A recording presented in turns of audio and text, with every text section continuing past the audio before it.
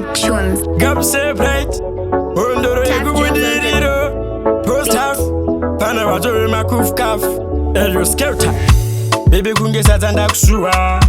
Dunzwa uri kwene makuwa. Dizo ere izi zeshuwa. Pamwe wandisiya nekuti ndiripuwa. Baby nini dokuda. Azameno zor kungo itaso. Dikaswere nini sina kukuona. Moyo wangu autombo filabo. Baby nini dokuda. Azameno zor kungo itaso. Dikaswere nini sina kukuona. Moyo wangu autombo filabo. Kozi love yangu ndipa ili toxiki.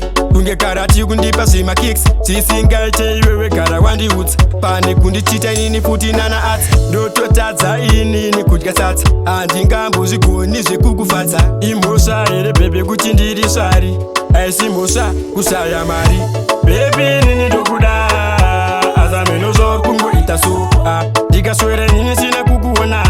Moyo wangu autombo filabo. Baby nini dokuda. Azameno zor kungo itaso. Dikaswere nini sina kukuona. Moyo wangu autombo filabo. Baby kunge satanda kushuwa. Dunzwa uri kwene makuwa. Dizo ere izi zeshuwa. Pamwe wandisiya nekuti ndiripuwa. Zvisingaite iwewe gara wandihutsa. Pane kuti ndingogara ndichikufutsa. Ndudze chiko inini chandakatatsa. Kozi moyo wangu gara uchingorwatsa. Baby nini ndokuda. Azameno zor kungo itaso. Dikaswere nini sina kukuona. Moyo wangu autombo filabo.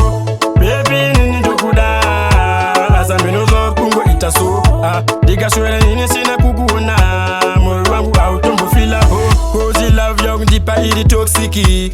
Kunge karati kundipa sima kicks. Sisingaite iwewe kara wandi hoots. Pane kundichita inini futi nana arts. Doto tadza inini kudya satsa. Andingambuzi kuni zvekukufatsa. Imosha ere bebe kuti ndiri swari. Aisi mosha kusaya mari.